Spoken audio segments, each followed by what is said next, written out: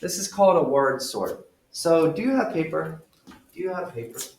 You guys have paper? I know paper is like a weird thing this year that we're not using. We're using Chromebooks. But we need 2 pieces of paper. 2 pieces of notebook paper.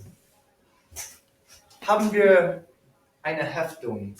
Do we have a notebook? Isn't that strange? We're not using this stuff anymore.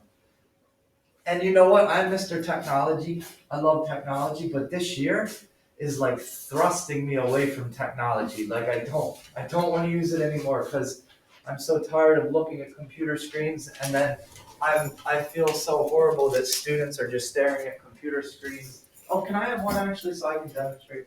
We have 100 of them. Thank you so much, Mr. Mendora. Hey, you're okay with my book. There. I'm gonna fold it. I wanna see if we can fold it. Alright, so if we fold it into thirds both ways, we should be able to achieve getting this 3x3 square, right? So if we fold it into thirds. So I think it can be estimated, it doesn't have to be exact. If I fold it up a third of the way, well actually a half of the way on one side, right? So you're folding a letter like you're gonna stuff it into an envelope. Sort of like that.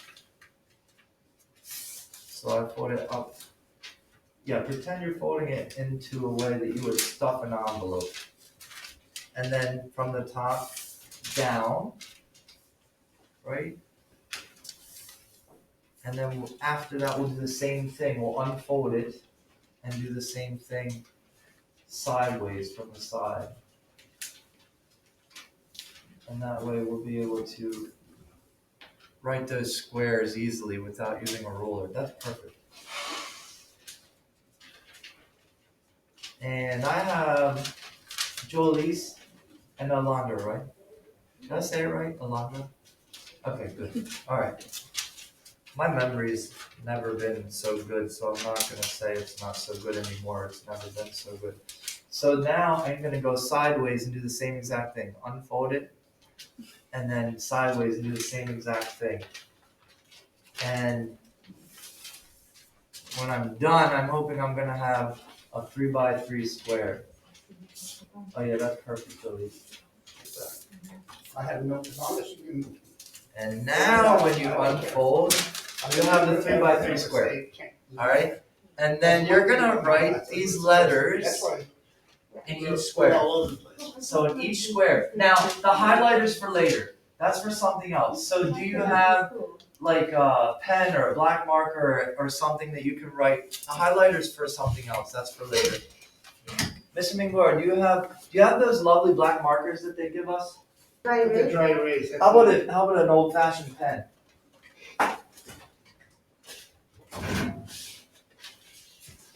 Or if you have a pen, that works fine. No, yeah, I know. We're not using them this year. This is crazy. I feel like I'm in the Twilight Zone. Guys, grab There my pen. Alright. That's the problem, we have to. Alright, perfect. Alright, so please write the letters you see before you. G in the same positions. G, E, T across the top. For your class, so then. You're gonna do this first. Where's your? G in the left upper hand corner. This one here? E in the middle. top. Did she do any of these? T in the upper right hand corner.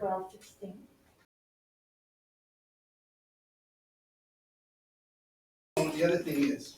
I want to do I'm not supposed to say it, I'm gonna do a test here. I'm gonna take this away and see if you can follow my instructions. How about that? Let's see. So on the left middle. On the left middle. No, you have it already. I. In the middle is V. In the very middle. And the right middle is E. The right middle is E. In the bottom left is T. If there's a lot of reading. Bottom left. It's in Yeah, I don't know, In the bottom left is T, and then in the bottom middle is I N. can't expect her to translate everything. like a long. So the bottom left is T, Well, you this can- is different. and then the what bottom you do middle cut is the N. sections down, like set up- Okay, you see Good. this? And then in the bottom right is gonna be your name. Okay, there's one do In the for bottom right is gonna be your name. Monday. This is where she. So what you're gonna do You is gotta a get word the names sort. caught up. So you're gonna try to create as many words as you can with the letters that you see before you. Alright? So they can be 2-letter words, 3-letter words, 4-letter words, 5-letter words, 6, 7, all the way up to 8. So there's 8 letters. So see how many words you can come up with from all the letters in here. You can arrange them in any order that you want to. Alright? Alright, so and now I'm gonna tell you about an 8-letter word. There is one word with all 8 letters. And it's a word that we've been discussing She gets more than one shot. as we've been reading the novel, the house, well, not novel, actually, the book we've been reading, The House on She Mango has to tell the Street. teacher. The House on The Mango teacher Street. doesn't- the teacher doesn't So know there's that. been She's one- just a young lady. One main word, one buzzword that we've been talking about, and all 8 letters spell that word. So see if you can think about, I'll put another minute on the clock. If you can come up with that 8-letter word, then you get Is there an 8-letter word in there? super bonus Can points. I use a letter twice? No, 8-letter word? there's an 8-letter word, right? 1, 2, 3, 4, 5, 6, 7, 8. 8 total letters, and it spells a word that we've been talking about Oh, yes. the entire time Okay, I see. that we've been reading The Oh, House you on cannot Mango Street. repeat. We cannot repeat. Because I just saw one, but I can't. Right, no repeats. You're using every letter. I see it, I see it, I see it. I see it, I see it, I see it. I got it. I'm so smart. But you know what it is? They know what it is. I see you writing. They know what it is, Mr. Mingora. No, they don't. Yes, they do. They're in their fingers. Yes, they do. They're working on the spelling of it, but they know what it is. All right. That's a straight 6. Jolise, tell me what the word is. Vignette. Excellent. Vignette. And I know, Alondra, you have vignette too. So, That would be even better. That would be neat. That would be almost neat. Because it's 4 times whatever. So, oh, I'm waiting for do you very loud. let me work on the other? Who's loud? Me. Yeah. I'm a big mouth. All right. All right, ready? So please, who would like to read the words they came up with from the word sort? Alondra. From G, I got get, rule, give, ghost, gas, and go. Excellent. Awesome. So get, give, Google, ghost, gas, and go. Awesome. What about you, Jolise? What did you come up with? Get, been, team, given, team, negative, give, and Awesome. Nice job. Good job. Great. You guys got a lot of words, tons of words there. All right, so that's what we call a word sort. It's more for fun. I'm so glad that you both came up with that special word. Do you know now what a vignette is? Can you talk about a vignette? Do you know what are the characteristics of a vignette? What Mr. Bingora has been talking about as we're reading all of these specific vignettes? Sort of. Kind of. Hard to express, What right? is a vignette? What is a vignette? Mr. Mingora, what's a vignette? It's sort of like I'm gonna talk slowly. It's sort of like a summary, but it's more or less a personal telling of a little story in a short form. So if I was gonna write a vignette about this morning and what we did, I would say I would title it PBO Practice. Today, it was nice outside, but we went to the auxiliary gym and practiced PBO. Done. Yeah, right? Doesn't have to be long I and don't have to complicated. use extra words. I'm talking about something personal that happened to me, something I did.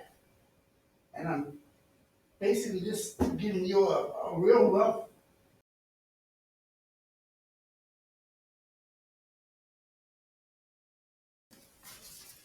Now we're going to be looking at, in addition to vignette, all right, so Sandra Cisneros wrote this book in a series of vignettes. All right, so little, very short stories that don't have to be in a sequential timeline, they don't have to be in order, but they were descriptions of her perception, how she saw the world, right? So her view on things. Remember, we read those who don't, and we compared those who don't know the people in our neighborhood to those who do know us in our neighborhood. And so that was just one picture. That was one portrayal of how she viewed the world, right? So these people that come here, they don't know us, so they think we're dangerous. And then on the flip side, when we go to neighborhoods that we don't know people, then we're scared. We're the ones who don't know anyone and think that people around us can be dangerous or scary, right? So bottom line, we don't know each other. We're scared of each other, and that can be dangerous. That can be a bad thing. We see it all over the news every day in the world that people you don't know, things you don't know, you're nervous about, you're scared of, and then we can react in sorts of ways that are not good. So as we call the book a vignette, we can also call this a Bildungsroman. A Bildungsroman. And Mr. Mingora came to me and he said, "Do you know what type of book this is?" And I said, "Well, no, I haven't really looked into it that deeply." And he showed me the word Bildungsroman. And then my eyes lit up because I knew exactly what that is. I knew exactly what he was talking about because guess what? This is a German word, Alemann. So I learned about this word when I did my studies in college, and we read Bildungsroman. We read several of them. And so we're going to look at what a Bildungsroman is in the little paragraph here. And I'm going to have you guys read this a couple times. We'll read it out loud and then you'll read it on your own. And we're going to talk about the characteristics of a Bildungsroman. Because the book, The House on Mango Street, is Sandra Cisneros' version of a Bildungsroman. Okay? So I want you guys to read it out loud. Is that okay? Do you mind? There's like nobody here. It's just us, right? So there's no reason to be nervous or anything like that. And don't feel like this is like such a big word. I don't know all this. Yeah. I had no idea. Yeah. I did not even know how to pronounce the word properly. So, I didn't say Roman, I said Roman. I didn't have any idea. yeah. I had no clue. And I just want to let you know that there's many times that I'm just another ordinary person who doesn't understand all the other languages. So I had to figure it out, and thank goodness Mr. Wynn was able to explain it to me. Yeah, and that's a great thing. And so, but first, let's look at maybe the meanings of the two words before we look at this, because it'll give you a bit of an idea of what Bildungsroman could mean.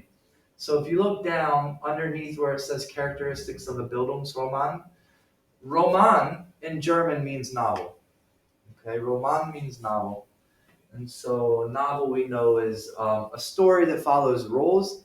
However, a vignette we know doesn't necessarily need to follow the same rules as a novel.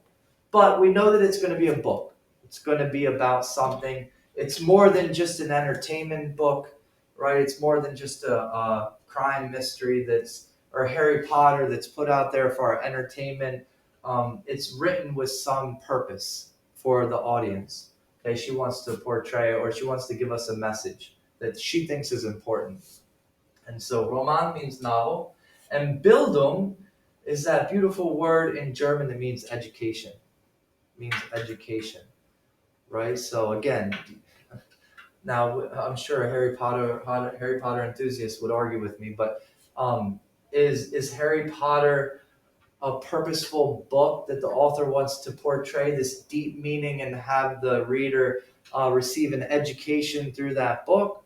Or is it more for entertainment, right? There's lots of action parts and fun stuff that happens, and it's to entertain people. And that's amazing, because reading books for entertainment is extremely important. Reading books in general is one of the most effective ways that human beings can do to exercise their brain, to learn another language, right? We're learning another language here.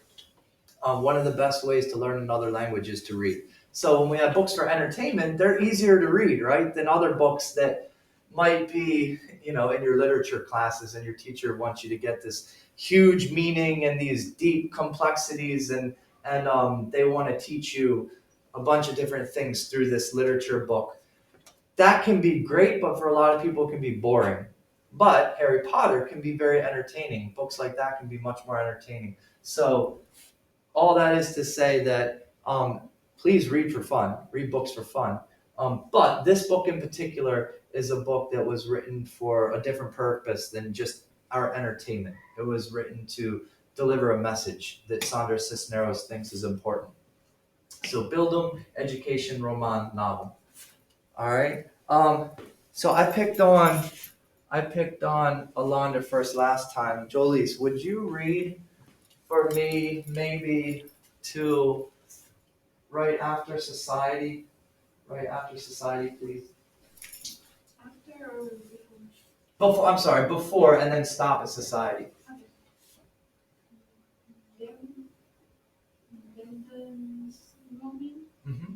is a kind of novel that follows the development of the hero from childhood or adolescence.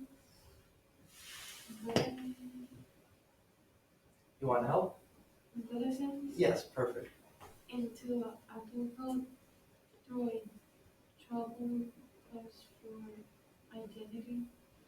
In a Bildung's Roman, the goal is maturity, and the protagonist achieves it gradually with difficulty.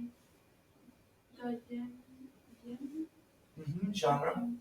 features a main conflict between the main characters, chapter and subject. Thank you very much. Excellent.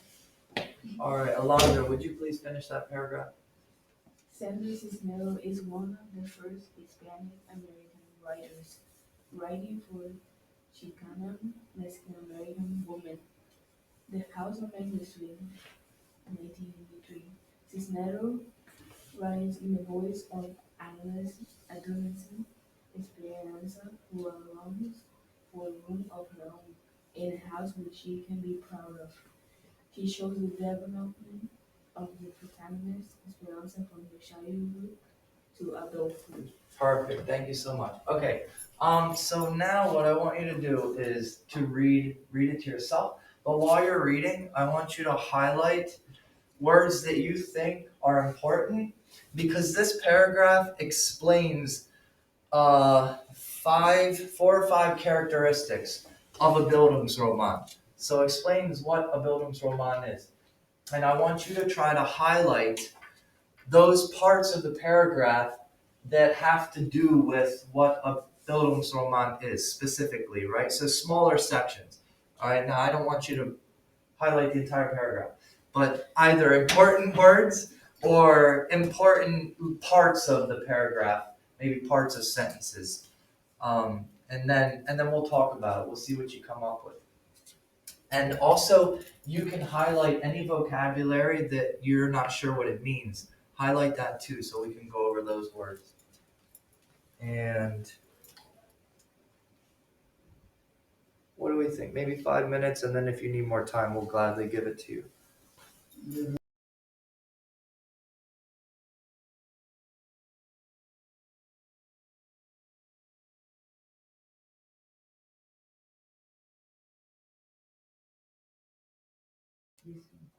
Now he's gonna be in this class. All right, so Okay. the same paragraph that I gave you, Alondra, you were here, that explains what a Bildungsroman is. Instead of highlighting it on paper, we're going to actually use a Kami document. So it's a group document, so you'll both have access to that document. And then I think that you're familiar with Cami, so you know how to use the annotating tools? Yeah. Okay, great. Perfect. Mr. Wait, my own one and only interruption for the day. Esteban? Esteban. Steven is called. Steven. And this is Mr. Wynn, Yeah. and he's following through on the lesson that's in Schoology. Please follow through on that. On this lesson? Yeah. I have to sign it. Can I use your computer? Because the girls are assigned to it. So that's great. It's very nice to meet you, Esteban. You ready? And you can ready, interrupt- Steven? Mr. McClure, you can interrupt me as much as you want to interrupt me. No. But I don't know your password, so I'm going to interrupt you and ask you. I'm so sorry. No, please don't. I've been hung up on math all morning. I feel sorry for you. No, don't feel sorry for me. I like math, but I don't like it. I like it when I know how to do it, and when I don't know how to do it, I get frustrated. I apologize. Why are you apologizing? You one of those people that apologize for everything? Yes, Alright, he's so. gonna add to you. He's gonna send you something now. So what you can start doing is have a look at that paragraph. Start reading through it a little bit, and then I'm gonna explain exactly what we're doing while I assign Esteban. I like Esteban better than Steven. So do I. Alright, so Esteban. Is it come up Steven? Estevez? Yeah. Oh, is that you? What you go by Estevez? Estevez? Esteban's New York. Alright, I was saying it wrong. I thought it was Esteban, but like Esteban. So Estevez. Estevez. Oh, You have to sorry. excuse me. My Spanish is very, very at the beginning stages. Like the very beginning stages. Steven, he speaks German. So, see if you can reload and you see the assignment now. It'll be at the very bottom. It says It's all the way in the bottom. 423, the house on Mango Street as Bildungsroman. Alright. You can find it? Okay, let's read that. So, Esteban, you're going to, within the assignment, click on the group Cami document and open that up, please.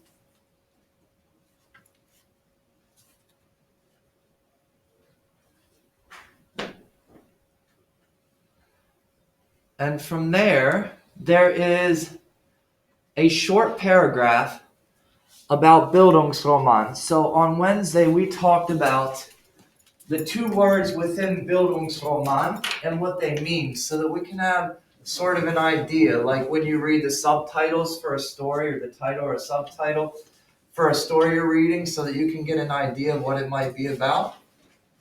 So we have two words within this fancy German word.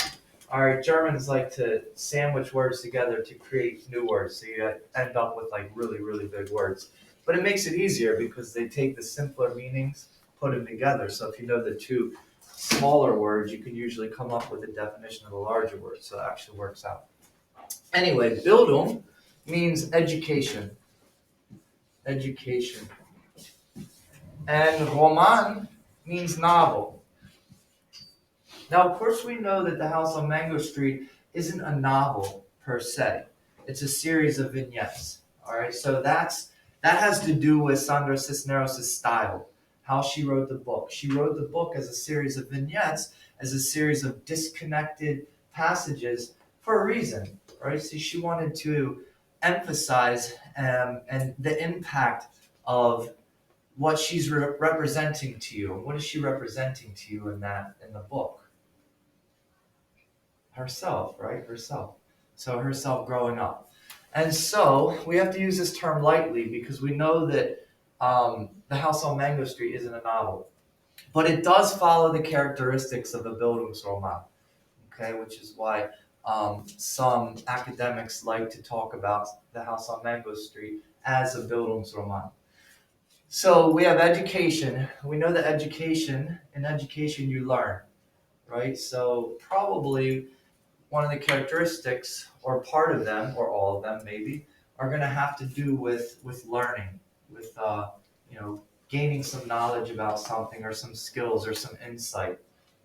So I want you to read through this paragraph.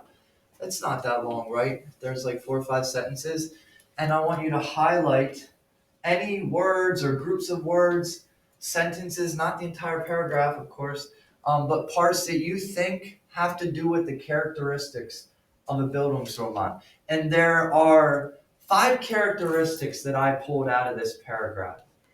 Okay? And then, so highlight, see what you can highlight and figure out about the characteristics. And then also, if there are vocabulary words that you're not sure what they mean, can you please highlight those also?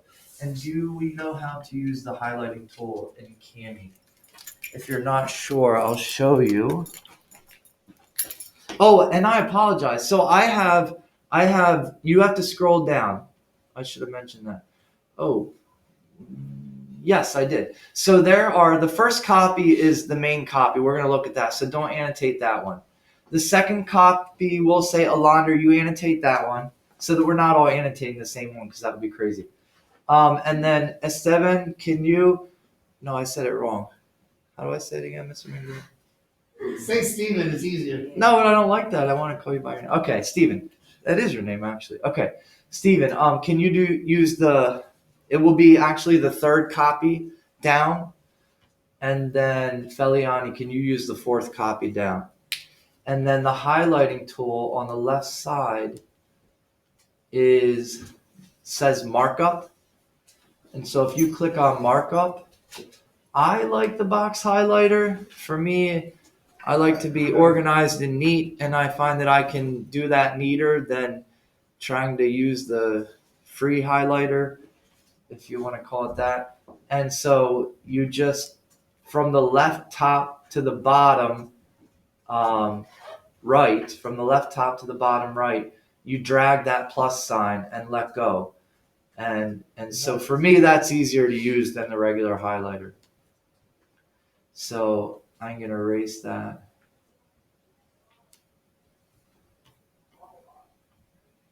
All right. Let's read this together first. I'm sorry. We did read this together, but Alondra was the only one here on Wednesday. Can we read this together? Is that okay first? And then I want you to reread it. Is that all right, guys? Anyone want to volunteer to start reading? Maybe the first sentence? Everybody's frigid, cold, petrified, can't move, can't talk.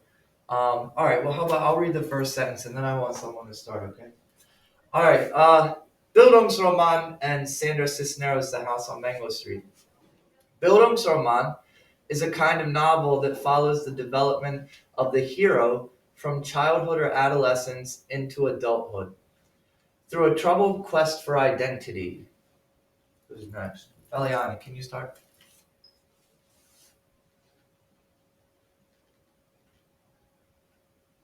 Do you know where we're at? Can you read? You don't want to? All right, that's all right. Alondra, do you want to? Where is it? Right here. Building romance. Their goal is maturity, and the protagonist achieves it gradually with difficulty. The genre often features a main conflict between the main character and society. Sandra Cisneros is one of the first Hispanic American writers writing for Chicana, Mexican American woman. Okay. Steven, do you mind picking it up there? The House on Main Street, 1983. Cisneros writes in the voice of adolescent Esperanza, who longs for a room of her own and a house which she can be proud of. She shows the development of the protagonist, Esperanza, from her childhood to adulthood. Wonderful. Thank you very much. Okay, so please reread that, and then as you read it, highlight anything that you think might be one of the characteristics of Bildungsroman within that paragraph. Okay. Any questions about that? Okay. And I'm going to say, like 3 minutes, we'll try to come back and look at that, okay? Let's have a look. And I'm just going to start scrolling through, all right? So Bildungsroman is a kind of novel that develops follows the development of the hero from childhood. Excellent. All right. So we definitely have a characteristic within there, and that's exactly it, right? So follows the development of the hero from childhood or adolescence into adulthood. Okay? Have you ever heard the term coming of age? Coming of age? So in the US, we have what's called coming of age movies, coming of age novels, and coming of age means that time of youth when you're either child to adolescence. Adolescence is a bit older, so sixth, seventh, eighth grade. That growth that you have, your journey from childhood, adolescence into adulthood, that's called coming of age. Okay, so you're growing up. You're growing up physically and emotionally. And so that is what they're talking about there, the development of the hero from childhood or adolescence. Who's the hero in this book, do you think, so far? I don't know. Who do you think, who's telling you the story? Huh? Now, who's telling you the story in the book? Sandra. Huh? Sandra Cisneros. Sandra Cisneros. Who is she? What character is she in the story? In English, her name would be Hope, Yeah. but in the book, she's Esperanza. She's telling her story of her coming of age, her growing up, her what it's like, what the reality is, what she thinks of it, and what she's hoping, wishing, desiring, what she thinks adulthood, growing up, getting older will be. And things change as she goes on and on in the story. At first, it's just the house. Papa told us his whole life, our whole lives, all we ever heard. One day, our dream, our goal, his goal, what he wants to do when things are okay, to get us a house. Okay, they got a house. Is it the house? Well, as of now, we have an idea, and I will tell you, let me be the bad guy here, and I will tell you before the end of the book, you'll know more. What you'll know, I'm not gonna tell you. That's for you to find out. Excellent. Yeah, and so something else we want to definitely focus on is how is Sandra Cisneros telling the story? How is she telling you memoirs about herself, the entire story through all the vignettes? Or is she talking about people that she grew up with? People that Yeah, so most of the vignettes are about people she grew up with. So she's telling you her story through perspectives of all these different people. Let's throw a PSSA question in there. Sure, please. What person is she using to tell us the story?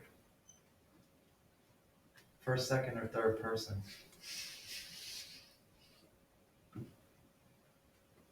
Let's just think about it. Think of the pronouns.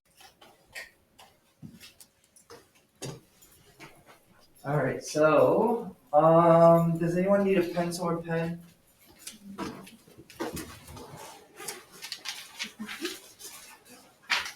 And do you have rulers? Do you guys carry rulers? I have them. Oh my gosh, you're so prepared. This is wonderful. Now, a sign of maturity is when one is prepared. Mr. Mangora must be mature. No, I'm just old. Aha, thank you. Thank you. Anyone know what a T-chart is? T-chart, we've done that, right? Pretty easy. They are simple graphic organizers, yet effective. Simple yet effective. So you're gonna draw a T on the paper. So leave some room at the top for the title and for the subtitles of each column. And I would say to split them up evenly. So make one line across the top and then one line in a T shape down from that top line to the bottom of the piece of paper. And just leave some room at the top for the title and a subtitle, the subtitles. And when you're done, I will tell you what the title and the subtitles will be.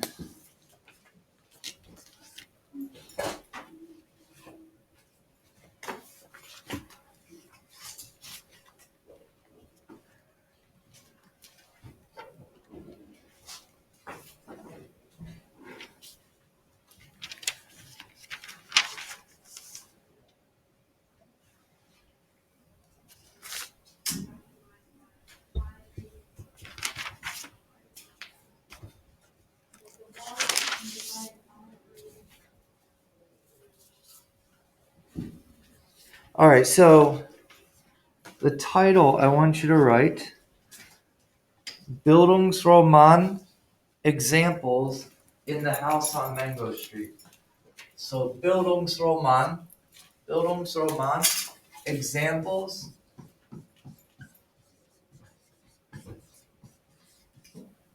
in the House on Mango Street. Okay. Bildungsroman Examples in the House on Mango Street.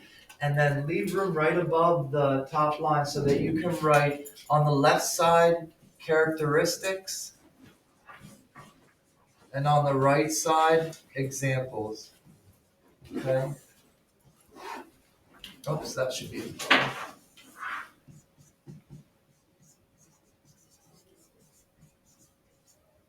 Characteristics on the left side and examples on the right side, please.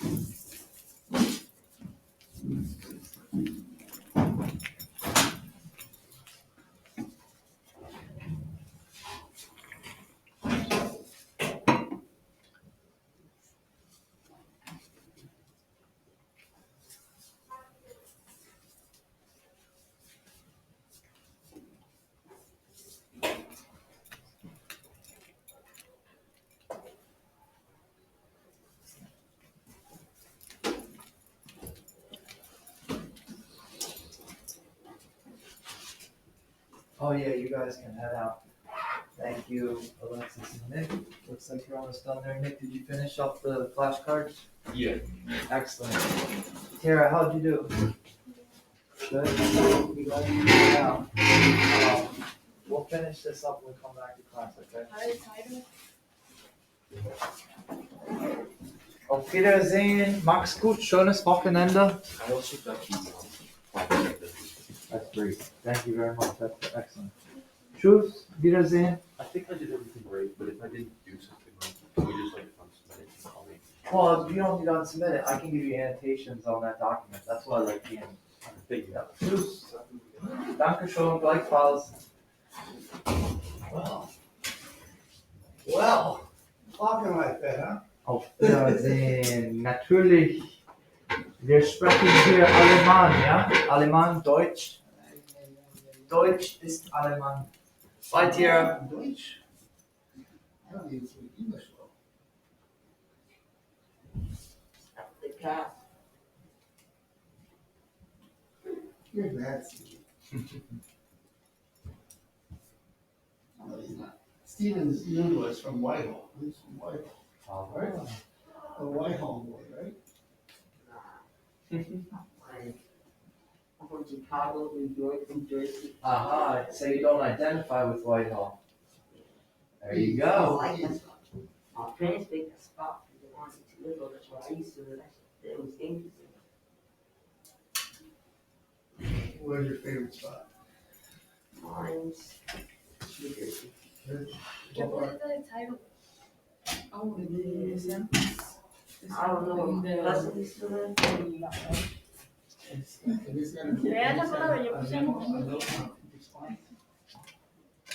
All right, so can somebody recap, tell me one of the characteristics of Bildungsroman? What's one of the characteristics?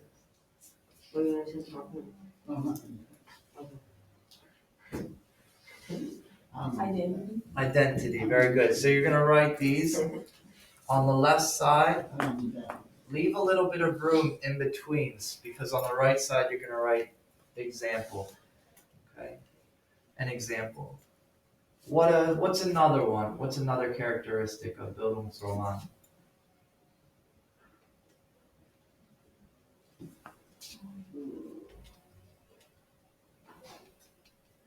I was gonna say social.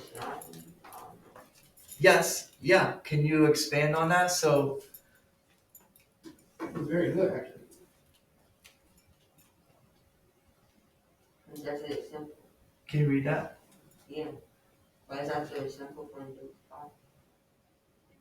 I'm sorry. But it's not that simple for you to identify. Exactly. Yep.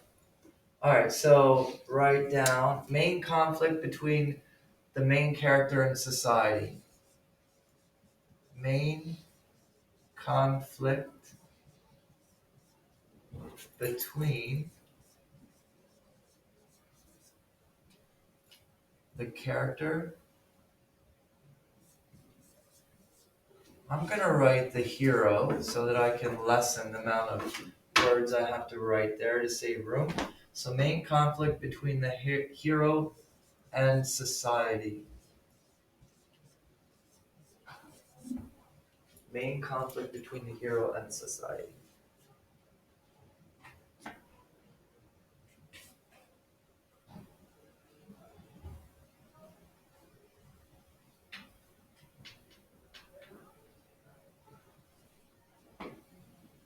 What's another one? What's another one?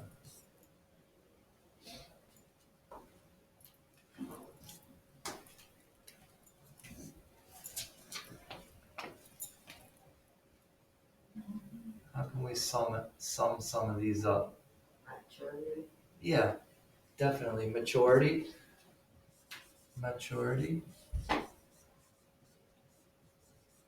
Great.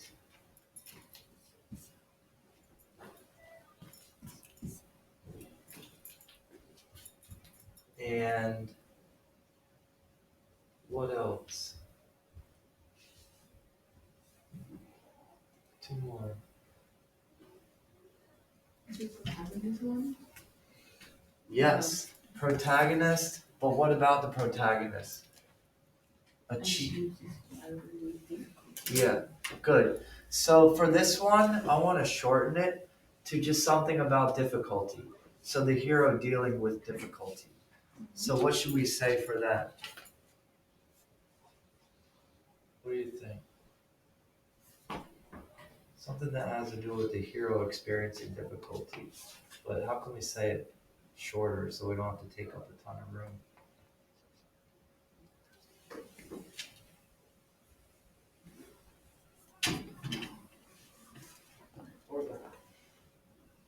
Organized? I mean, I'm saying Well, no, in an organized way. We're going to write it in a short, concise, organized way. Difficult.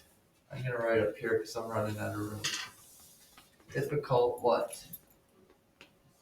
Difficult journey, difficult path, difficult experiences. Any of those work. Difficult journey, difficult path, difficult experiences, some kind of difficulty. Do you think it's been easy for her to get here so far? Think about it that way. What has she has to deal with? What is She had to going deal with through? that. Think of the first house she's talking about. No plumbing. She had to get fill up plastic jugs of water. That wasn't too easy. Society. Say again, sorry.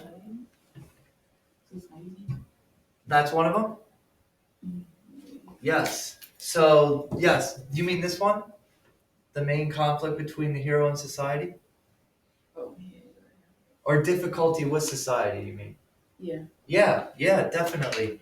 Difficult journey with society, sure. Where did you get that from, Alondra? That's a perfect one. I mean, that's one I really like to. Yeah. Where did you? No, in this we read little vignettes, and then what you just said is one whole vignette. Well, what did she say? She said something. She said some things in there. She said that we know, but not everybody else knows.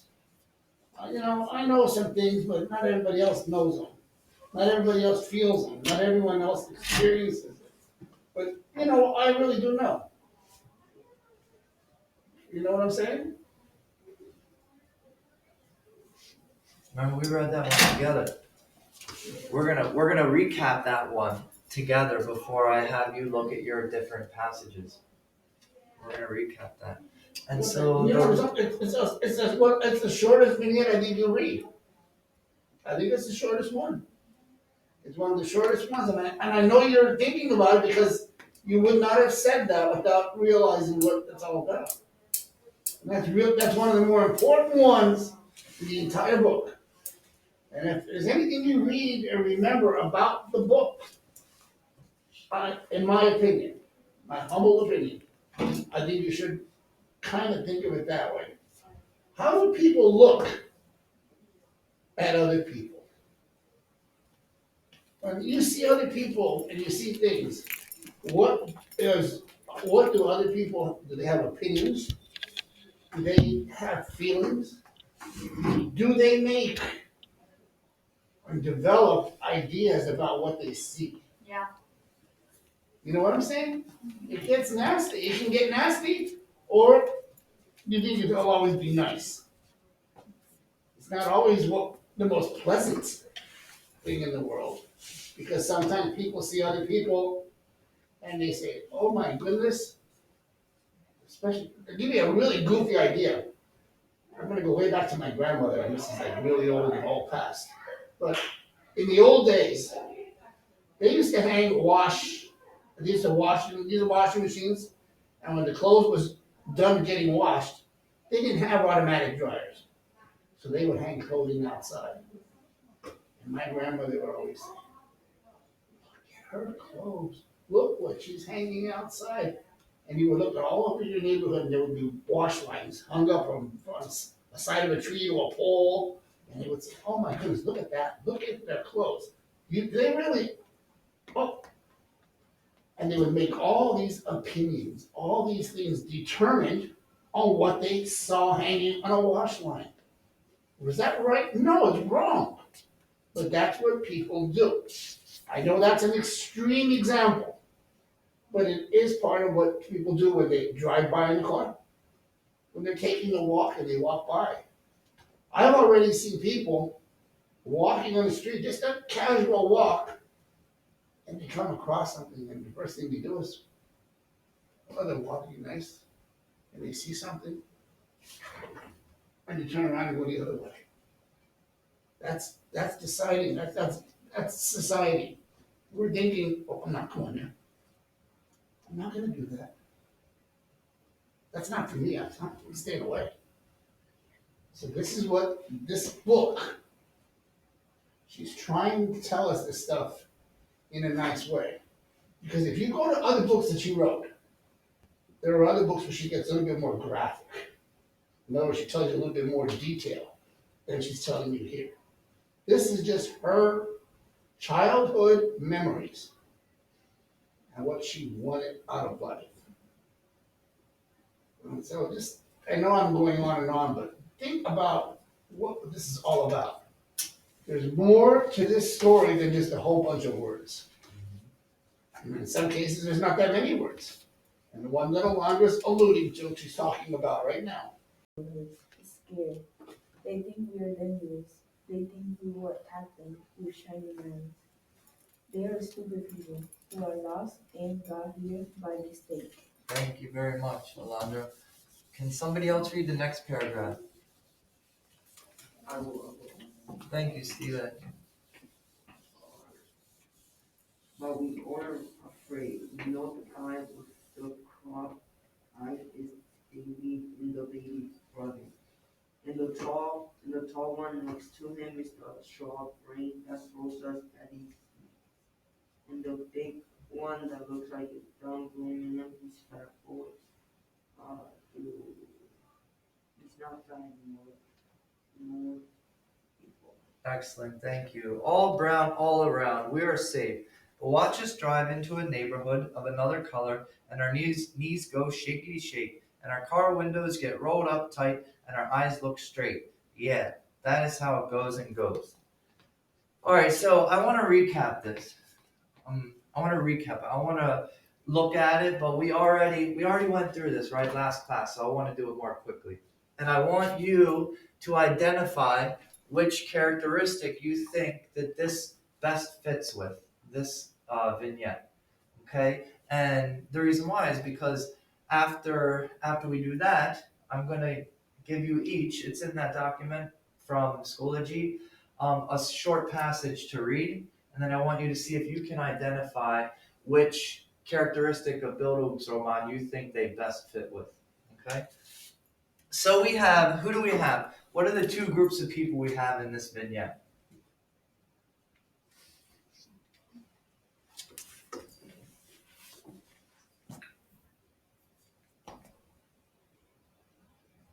What two groups of people do we have in the vignette? They're talking about two different groups of people. The ones that don't know and the ones that Exactly. Thank you so much. Those who don't know,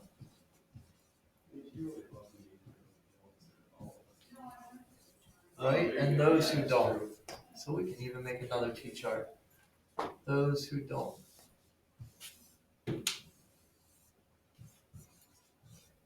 Sorry, those who do. Those who do.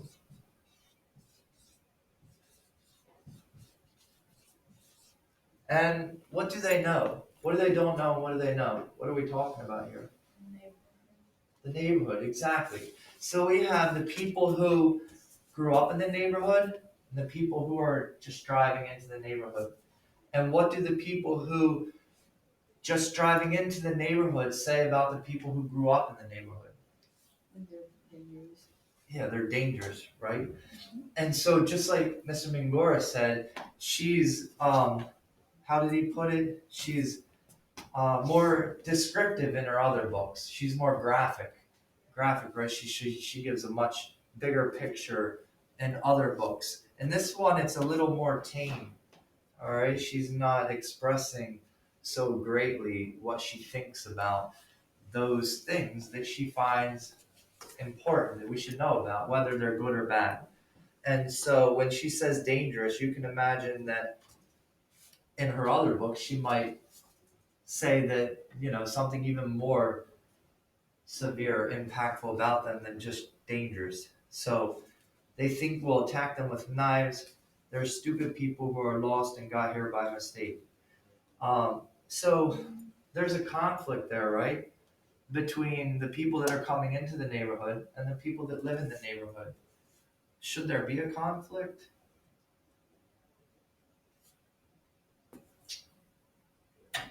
Should there be a conflict? Should the people that live in the neighborhood be scared of the people who are coming into the neighborhood?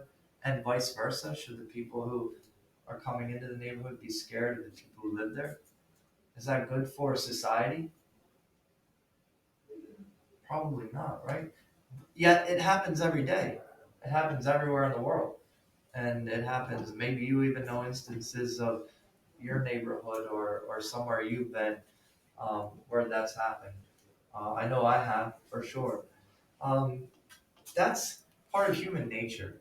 We can say that that's part of human nature. That we're scared of what we don't know. Okay? And that's what she's trying to express here. There's two groups of people who are scared of each other. It's mostly because they just don't know each other. Because she goes on to explain Davy the baby's brother and Rose is at AV and the big one that looks like a dumb grown man, he's fat boy, though not fat anymore. She's explaining these people personally. Yeah, Beliana. Of course. She's explaining these people personally. So she's personalizing them. She's helping us understand that they're not these scary people that we think. They're humans. She's explaining details about them. She's trying to help us realize that they're more than just someone we don't know that we should be scared of. So when we're looking at the 5 characteristics, which characteristic do you think it fits best? Identity, maturity, difficulty, development of the hero or conflict between the hero and society? Which one do you think it fits best?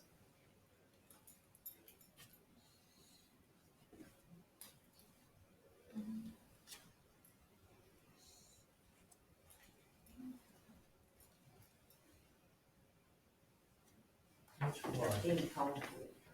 Conflict between the main character and society? Yeah, I think so too. That's the one that I got. So she's explaining, just like Mr. Mangora said, she's giving us a picture of this is a small picture. It's her neighborhood, people that come in and out, how they feel about each other, but that small picture says a lot. It happens every day. We see it every day. We see it in the news. We see it in our neighborhoods. And so she's giving us a representation of a conflict between the hero and society. Not just the hero, because you know how she talks about others in all her vignettes. So we can make this connection between the main character and then the people she grew up with. And that's why I want you to think about identity with Sandra Cisneros as Esperanza, but also her identity as she's explaining all the other people around her in the neighborhood, and their stories. And so that conflict between her and society is also a conflict between her and people she lives with in her neighborhood, and then society. And in this case, society are the people that come in the neighborhood that she doesn't know. Okay. All right. Good. So what I would like you to do is read the short passage that I have assigned to you. And if you go back in Schoology and look at that sheet, if you scroll down to the bottom, oh no, that's my copy. Sorry, I need your copy. I can find it. Let's see from here actually. Did you find that on the page anyway? We each had a sit is in the middle of the page. Yep. Just this one. Yep, all the way to the end. To the end of the paragraph, this paragraph. The end of the vignette. Right here. Yep. And so while reading that, think about and same thing, Stephen, while you're reading yours, you're gonna think about the characteristics and think about which one you think it might fit best with of those 5. And then Stephen, I have you doing moment.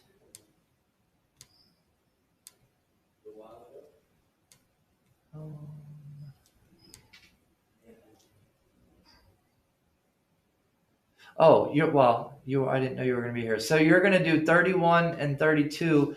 Alicia, whose mama died, to end father. So page 31 and 32. And the vignette is called Alicia, who sees mice. And Alicia, whose mama died, is the second paragraph all the way to the end. Do you see that?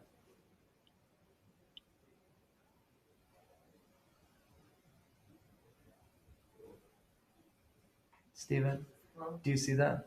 What? Page 31, Yeah.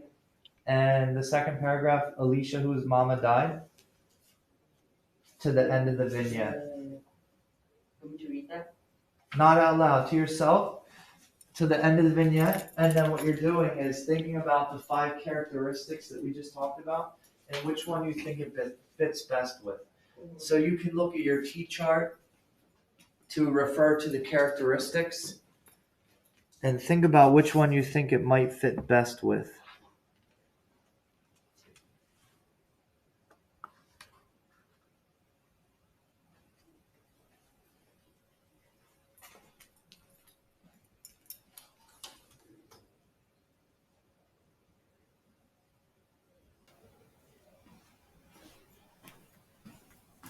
We have identity, difficulty, what else do we have? Conflict between hero and society, but we already said that one, so we'll leave that for now. And then development from childhood to adulthood, so we'll put child to adult, the development or the journey, and then maturity.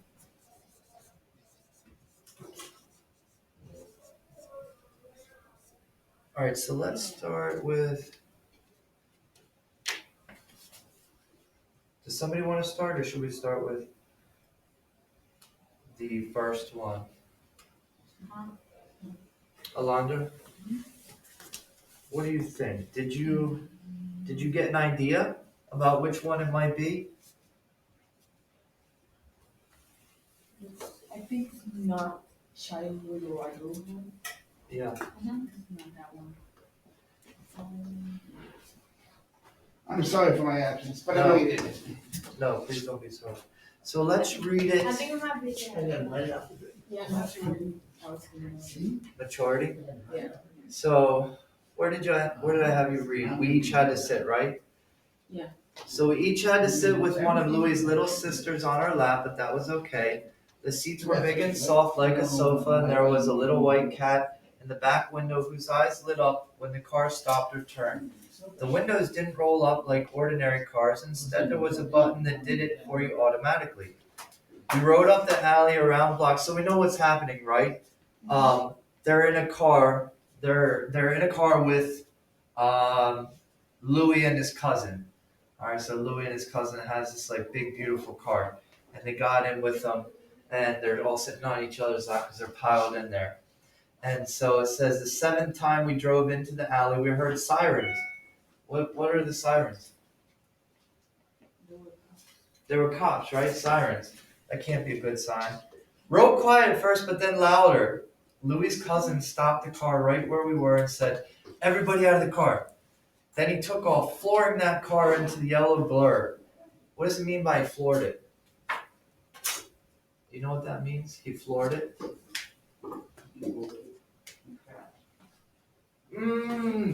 Well, eventually, yeah. When he floors it, he steps on the pedal. He floors it. Yeah, exactly. So he floored it. Where are we? And we hardly had time to think when the cop car pulled in the alley, going just as fast. We saw the yellow Cadillac at the end of the block trying to make a left-hand turn, but our alley is too skinny and the car crashed into a lamppost. And which one, I'm sorry, did you say we think it is? And then we'll go to lunch. I think so. What do you think, Mr. Mingora? Maturity? So the story about his cousin and they're driving in the car and they don't know what's going on with the car, obviously, or they wouldn't have gotten in the car with Oh, him. stolen car. Yeah. So what? And do we think that's maturity? Lack of. Lack of maturity, a journey to maturity? Yeah, then they find out what he's really, they think he's just fun. Yeah. And then they find out that there's a serious side to some of the silly antics that people pull, and it turns out to not be silly, but it's serious. Yeah. So it's a growing moment for Yes. Esperanza because she realizes what she should not be doing, right? All right, thank you very much.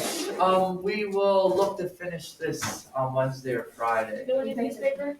Yeah, you can. What did we do? Keep them last time? Are you gonna bring them back on Wednesday? Okay. Yeah. Thank you very much. Have a good lunch. Thank you. Have a good weekend.